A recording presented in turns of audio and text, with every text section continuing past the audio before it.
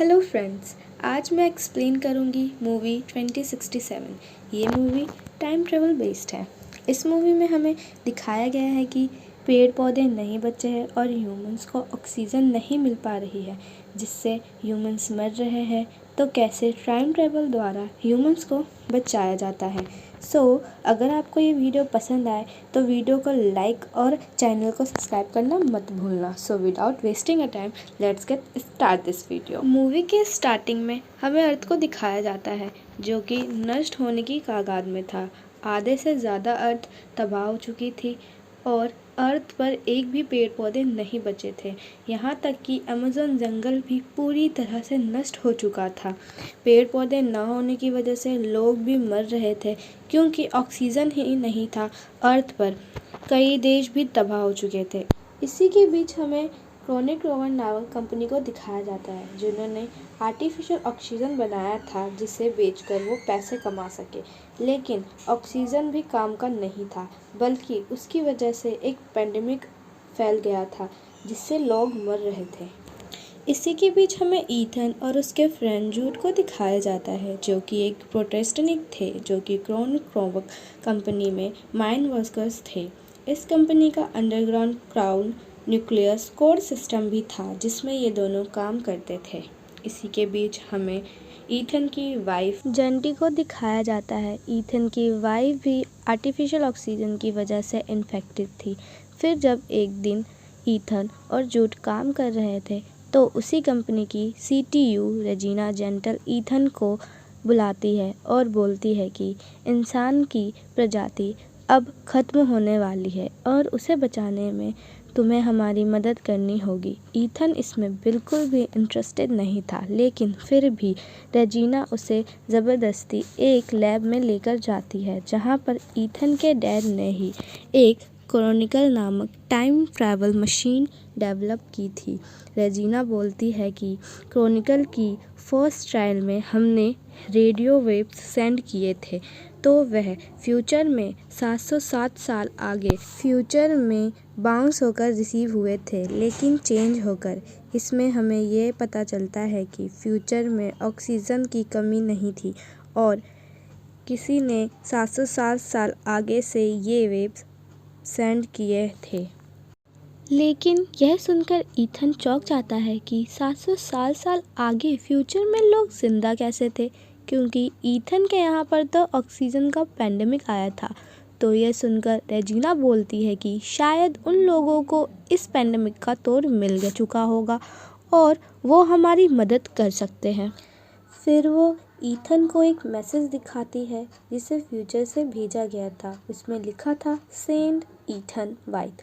Ethan को तो ये देखकर कुछ समझ नहीं आ रहा था, लेकिन रेजिना ईथन को बोलती है कि हम चाहते हैं कि तुम फ्यूचर में 700 साल आगे जाओ और उन लोगों से क्योर लो और वापस आ जाओ। लेकिन उन्हें ये नहीं पता था कि ईथन को फ्यूचर में कहाँ जाना है, किससे मिलना है, किससे क्योर लेना है और वापस कैसे आना है।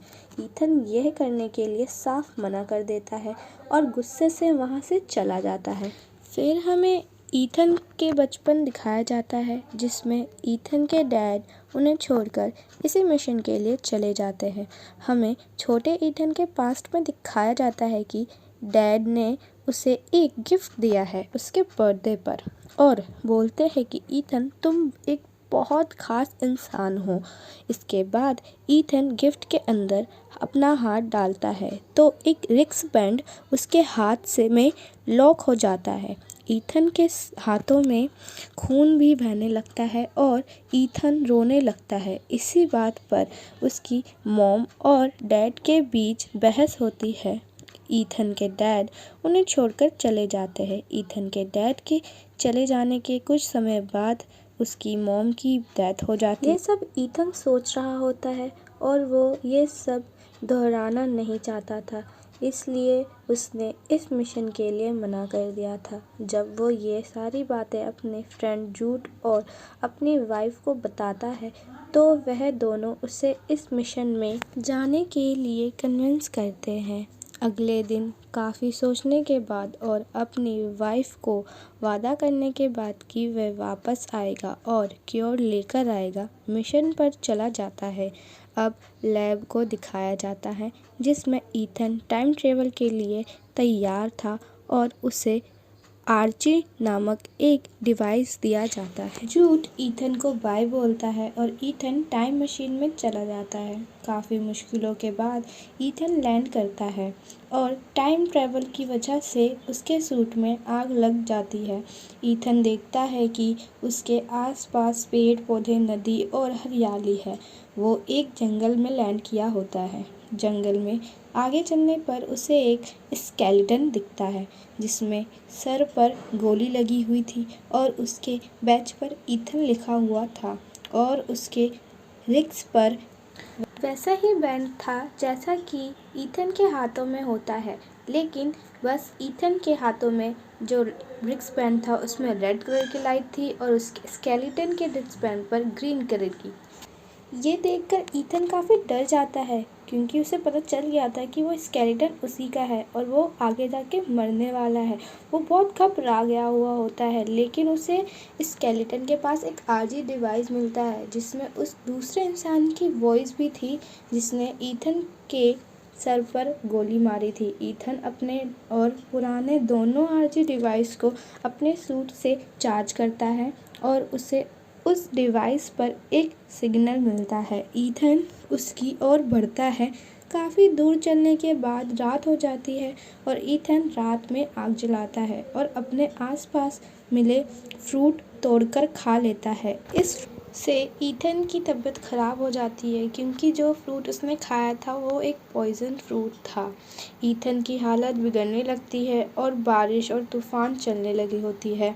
अचानक से उसको एक रोशनी दिखाई देती है और कोई उसके दिल पे चाकू मारता है और जब ईथन को होश आता है तो वो अपने सामने अपने दोस्त जूड को पाता है। पॉइजन की वजह से ईथन का दिल काम करना बंद कर रहा था और जूड ने उसकी मदद की थी। ईथन जूड को वहाँ देखकर बहुत ज़्यादा शौक में था कि वो वहाँ कैसे आया, क्योंकि लैब में इतनी बिजली तो नहीं थी कि किसी और को भी वहाँ भेजा जा सके। ईथन ये सारे सवाल कर ही रहा होता है कि जूड उसका रिप्लाई करता है कि मुझे यहाँ तुम्हें बचाने के लिए भेजा गया है और फिर ईथन उससे कोई सवाल नहीं करता है। उसके बाद ईथन और जूड वहाँ जाते हैं जहाँ से ईथन को आरजी डिवाइस पर सिग्नल मिल रहे होते हैं। वहाँ पर एक डोर होता है जो कि ईथन को स्कैन करके ओपन होता है। जब जूड और ईथन इसके अंदर एंटर करते हैं तो देख पाते हैं कि वहाँ पर भी सेम वैसी ही मशीन थी जैसे कि पास्ट में है और वो ईथन के डीएनए को स्कैन कर ऑन हो जाती है और ईथन के रिस्ट बैंड का कलर भी रेड से ग्रीन हो जाता है। ईथन ये देखकर बहुत ज़्यादा घबरा जाता है क्योंकि उसे पता था कि वो अब मरने वाला है और बाहर जो स्केलेटन है वो भी उसी का है। ईथन ये सब सोचकर बहुत ज़्यादा घबरा जाता है और वो सोच रहा होता है कि वो तो आसपास एक भी कोई भी इंसान भी नहीं है, वो क्योर ले तो ले किससे। इसी के बीच उसे एक आवाज़ सुनाई देती है और जब वो देखता है तो पाता है कि जूड के पास एक गन है और उसने उसमें से एक गोली चलाई थी। और फिर ईथन अपने आसपास देखता है और उसे वहाँ पे लॉक्स मिलते हैं। ईथन लॉक्स ओपन करने के लिए जाता है लेकिन जूड उसे ऐसा करने से मना कर रहा होता है, लेकिन फिर भी ईथन लॉक्स ऑन कर देता है और ईथन को लॉक्स ओपन करने पर उसे उसके डैड की एक होलोग्राफी के थ्रू एक मैसेज मिलता है। उस मैसेज में वो बताते हैं कि इन्होंने अपने रिसर्च के थ्रू हिग्स बोसॉन थ्योरी को प्रूव किया है और उनके पास ऑलरेडी न्यूक्लियस कोर सिस्टम था। उन्होंने एक ऐसी मशीन बनाई थी जो कि फ्यूचर में जब तक कॉपरेट करेगा जब तक उन्हें फ्रेश हवा नहीं मिल जाती, वो उसे जगह में ही वॉर्म होल क्रिएट कर जा सकता है और वहाँ का वातावरण भी अच्छा होना चाहिए। बेसिकली ईथन और जूड वहीं खड़े थे जहाँ से वो आए थे। उसके डैड बताते हैं कि जब हमने टाइम मशीन से रेडियो वेव सेंड किए थे और उन्हें फ्यूचर से एक मैसेज मिला था जिसमें लिखा था सेंड ईथन वाइट। उनके डैड ये देखकर चौंक जाते हैं कि फ्यूचर में किसको ईथन चाहिए और क्यों। तभी वहाँ की बिजली चली जाती है। यह सब सुनकर ईथन घबरा जाता है कि यहाँ तो कोई भी नहीं है, हम क्योर किससे लेंगे। वो बहुत ज़्यादा परेशान हो जाता है। जूड उसे काम डाउन करने की कोशिश करता है। फिर होश संभालने के बाद ईथन और जूड बिजली को वापस ठीक करने की कोशिश करते हैं के लिए जाते हैं, जहां वह देखते हैं कि पूरा शहर तबाह हो चुका है। लोग ऑक्सीजन ना होने की वजह से मर चुके हैं। उसे एक जगह अपनी पत्नी का भी सामान मिलता है, जिससे उसे पता चल जाता है कि उसकी पत्नी भी अब मर चुकी है। वो ये सब देखकर समझ जाता है कि वो अपने मिशन में फेल हो चुका था, उसे क्योर नहीं मिला। वो ये सब देखकर बहुत ज़्यादा पागलों की तरह बिहेव करने लगता है। उसे लगता है अब वो भी मर जाएगा। जूड उसे गन पॉइंट करता है और उसे अपने साथ पावर प्लांट चलने को कहता है। ईथन उसे वो रिकॉर्डिंग सुनाता है जिसमें कोई उसे मार डालता है। वो बोलता है कि शायद ये तुम ही हो, तो अच्छा होगा तुम मुझे अभी ही मार दो। लेकिन जूड उसे गन पॉइंट करने के बाद पावर प्लांट तक लेकर जाता है। वहाँ वो दोनों उसे ठीक करते हैं और वापस लैब में आते हैं। लैब में आकर ईथन वापस लैब चेक करता है। जूड उसे मना करता है, लेकिन ईथन उसमें जो आखिरी वीडियो होती है उसे देखता है और उसके डैड उसे बताते हैं कि उन्होंने तो मैसेज देखा था, इसलिए उन्होंने फ्यूचर की टाइम मशीन ईथन के डीएनए से लॉक कर दिया था, उसके रिस्टबैंड से, जो कि ईथन के हाथ पर था। लेकिन जब उसके डैड ने ईथन और उसकी मॉम को अकेला छोड़कर चले जाते हैं तो उन्हें बहुत पछतावा होता है और उसके डैड उसकी मॉम को आखिरी बार कॉल करते हैं। लेकिन उस कॉल के बाद रेजिना ईथन के डैड को मार डालती है, क्योंकि उसके डैड ने रेजिना का साथ देने से मना कर दिया था। रेजिना कभी भी लोगों को बचाना ही नहीं चाहती थी।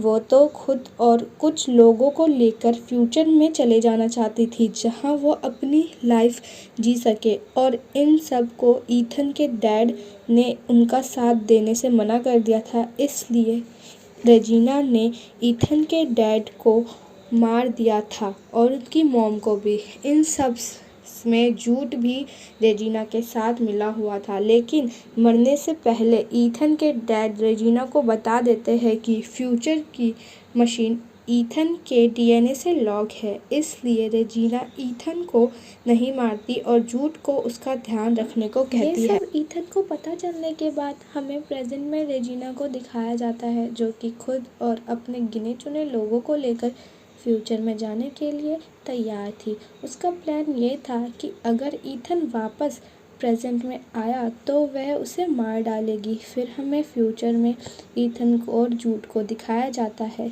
जहां ईथन को सब सच पता चल चुका था और वो वापस प्रेजेंट में जाने के लिए मना कर देता है।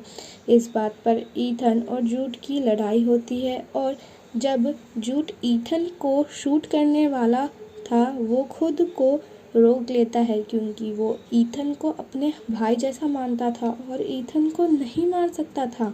जूड खुद को रोकने के लिए अपने आप को मार देता है और उसी समय कंप्यूटर पर उसके डैड का फास्ट मैसेज आता है और ईथन उस मैसेज के रिप्लाई में सेंड ईथन वाइट लिखता है, क्योंकि ईथन को पता चल चुका था कि जिस इंसान को वो ढूंढ रहा था कि उसने मैसेज किसने भेजा है, वो ईथन खुद था। उसके बाद ईथन पोर्टल ऑन करता है और प्रेजेंट में मशीन से कुछ बाहर आता है और मशीन ब्लास्ट हो जाती है, क्योंकि मशीन से ईथन ने दुर्लभ पेड़ पौधे भेजे थे और वो वीडियो भी जिसमें रेजिना ने उसके डैड को मार डाला था। रेजिना को पुलिस पकड़कर ले जाती है और ईथन की वाइफ को भी स्टेन यूनिक प्लांट भेजे जाते हैं, जैसा कि ईथन ने अपनी वाइफ से वादा किया था। अब हमें फ्यूचर में ईथन को दिखाया जाता है, जहां ईथन देख पाता है कि उसका स्केलेटन गायब हो गया है और जो शहर तबाह हो चुका था वहां एक काफ़ी डेवलप शहर हुआ है और इंसान नष्ट होने से बच गए हैं। और यहीं पर हमारी ये मूवी ख़त्म होती है। सो गाइज, अगर मेरा एक्सप्लेनेशन आपको पसंद आया हो तो वीडियो को लाइक और चैनल को सब्सक्राइब करना मत भूलना।